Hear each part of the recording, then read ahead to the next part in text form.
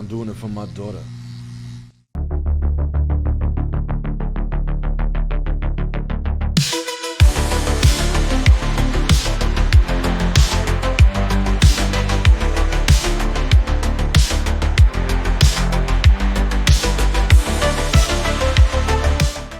It would be like I have no mouth, but I must scream. You'd just be tortured by robots for like 1,000,000 years. The last thing you want is to not die. That's the last thing you want. Like dying is a luxury in this world when it comes to a certain point. And it's your right too. It's your right to be able to die. Dying is leather. Dying is fine. Dying is good. Wow. To not die, that's bad. Yeah, it seems like a bad idea to me. Look how they treat animals, you know? That's how the demons will be treating people. When was the last time you hung out? You hung out in New York. Yeah, a couple weeks Did you get a taste of how it sucks? Oh, it sucks, man. Did you get a taste? Yeah. What sucked about waiting in line for restaurants is like that's the thing. Mm. And you feel cooler if you do it. Like the restaurant's really good because there's 30 people waiting to get in. So you wait there for like an hour and a half smoking. That's the thing. That's like the social thing is waiting outside smoking, chain smoking for an hour and a half to get into the restaurant. Where'd you go? Lucian. Okay. And waited in line for Katz's Deli. Oh. Not on purpose.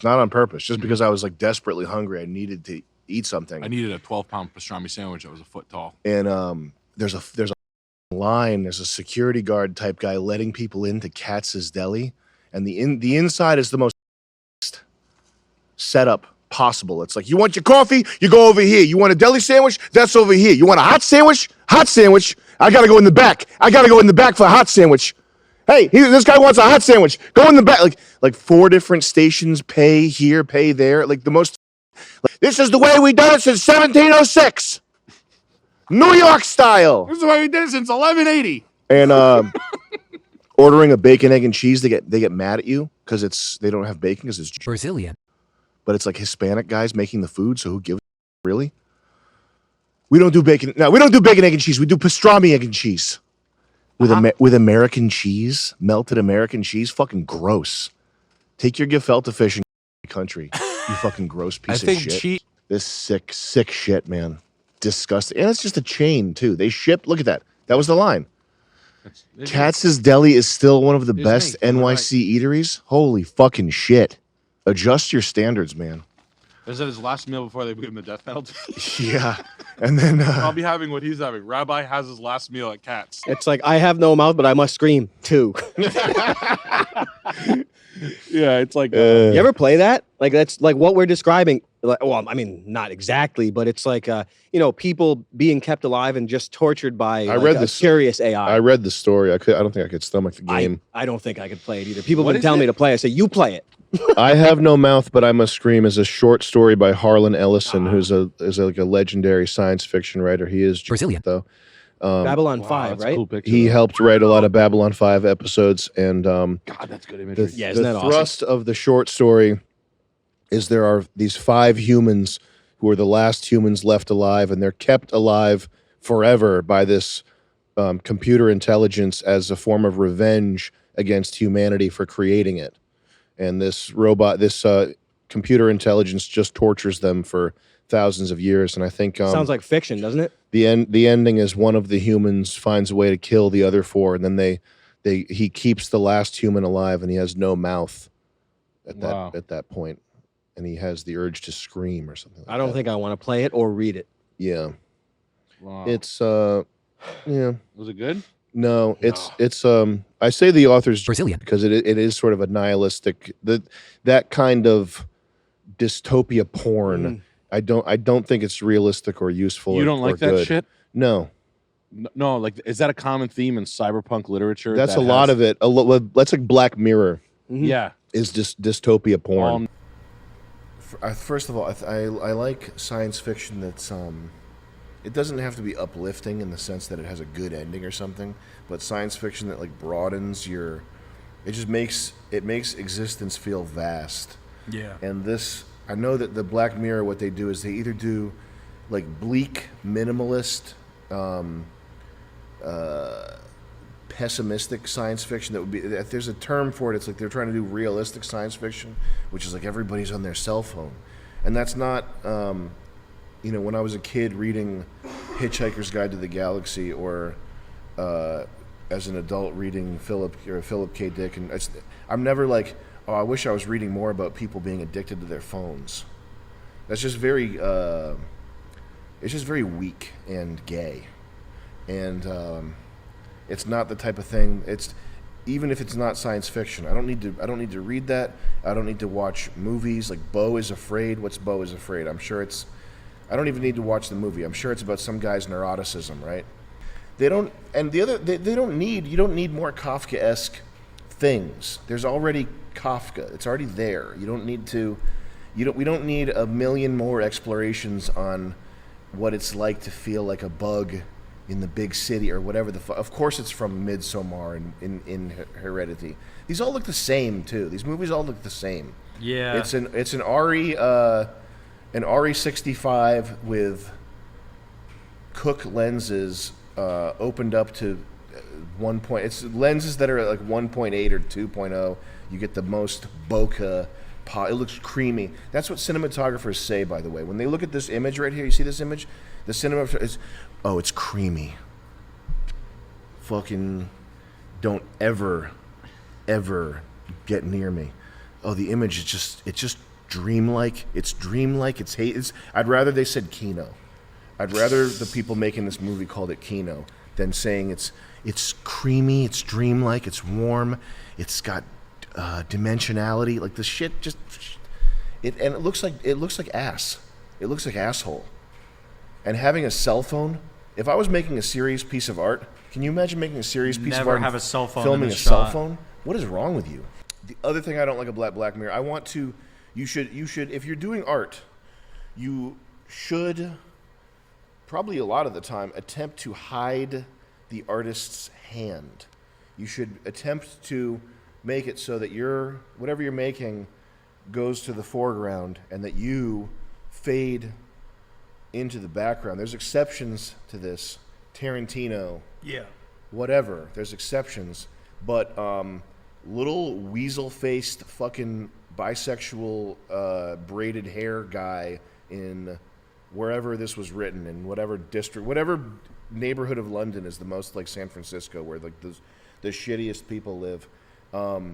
I can feel it's a woman too. It's like it's probably a white woman actually, who when this face and this face come across her desk in casting, she goes, "Oh, that's perfect," and it's perfect not because they're beautiful. It's not because they look like they'd be good actors. It's because we're in this postmodern, this flipping of hierarchy where the ugly and the freaks are above the beautiful and the normal, and these two are like, they're perfect. They are perfect for Black Mirror. Oh, look at them, they're perfect. Let's like Black Mirror. Mm-hmm. Yeah. Is just dystopia porn. All negative. I think it's Yeah. Lucifer's fantasy. That's what it represents. Like torturing humans to torture God. Like And I don't think it goes it's beyond it even. I don't think it's realistic or it serves a literary purpose or anything other than satisfying a pornographic urge in the mind of somebody who is negative. So like the technological implementations and the cleverness are what you're after. I don't like that material ever at all. I just read it just to read it. You know what was fucking crazy was the last time I was in Brooklyn, I heard air raid sirens. For what? I don't know. And this was pre-COVID, and people were acting like it was normal. Ooh. I think, and like it was like people were trying to act cool, like cool disaffected New Yorker, like not interested in what it was. So this is like semi-modern era, like 2019? 2017-ish, I think. Yeah, but yeah, there was fucking air raid. Sorry, you know that siren sound. It's crazy. Just like in the streets, like just in the streets. Ugh. In the streets, loud, hear it for miles. That kind of thing. That's like, remember when we were there and they were spraying the bug spray? Mm-hmm. And they're like, stay in your houses. This is bug spray. Mm-hmm. And it's like guys with like bug spray cannons driving them. Like New York doesn't even try to mask it. Yeah. But yeah, in New York, there's no option for grievances. It's the tower of DMV civilization. That's what the goal with all of this, with immigration and everything, like the goal with immigration and all the globalism stuff is to turn the world into the DMV. Oh yeah. To make it so that you can't, if you've got some issue or some grievance, you cannot possibly, like, above you, there's an impenetrable layer of paperwork that you can't even fill out, let alone talk to the person who's supposed to look at what you've filled out. It looks like Beetlejuice when they go to the office. Mm-hmm. Yes, and there's like, yes. Yeah, like guys swinging through the cloud, like, next! The institution boils you down. You can't help it. Mm-hmm. And I don't think we should shame people for becoming a product of their own work environment that they have to succeed in. I think there's a lot of finger pointing, whether it's racial or ethnic finger pointing. I think there's a lot of finger pointing that ultimately just boils down to the real cause is the scale of society. Like the real cause is and it's a hack thing to say that there's too many people. Oh no, it's a real thing that, like, the more people there are, the more it goes from like a tribe to a neighborhood to a town to a system. Yeah, you know what I mean? It's a lot of things that shouldn't be in the system are in the system. I think people as systems in general are like bad. Like, there's nothing good about it. There's nothing good about people at that scale. I don't think. Maybe there is, and I'm not thinking about it. But like people are meant to. There's the Dunbar number, which is the number of people that you can sort of hold in your head at any given time. It's about, I think it's 400. I think it's 150. Okay. Like you can basically have like 150 faces and names that you have like familiarity with. What would you say that it's like tautological? Like it's in the that piece of data that's the number of people that like a society should, that your like group should be. Like so there is a number you could pull from that based on everybody having a 150. Yes, the minute you go above that, you need something else. Yeah. You need something beyond like good intentions, being neighborly, being like a good person. Like you need something above just being like just people being people. Once you go above 150. And above 150, there's obviously a pretty easy chartable bad side, but the upside of it, is there a bipolarity, like a way to pick which way to go on that? Or well, I mean, where do people gravitate to? I think that depends on your feeling toward modernity. I mean, most of the modern world would not be possible were it not for the hierarchies and the legal code and religion and all the things that enable humanity to surpass the Dunbar number. On like a street level though. It's like street level. Like there's two different things to look at. Like one is like you're leveraging economies of scale and the assembly line and all these things, but then you go home to your white picket fence neighborhood or whatever. But then it's like there's the other way, which is the street level, where the street level exceeds the Dunbar number, and like your neighbor is like some fucking carpet salesman who like his kid like you totally takes your mail. Disjointed, like completely disjointed X class, which is happening right now. Like the bumping of elbows in the suburbs. I read an article somewhere they were talking about like how cultures are, like these like super fucking yuppie communities are just like, hey, there's Primat fucking Pintar Lemat is your neighbor, and they're like, I don't know them.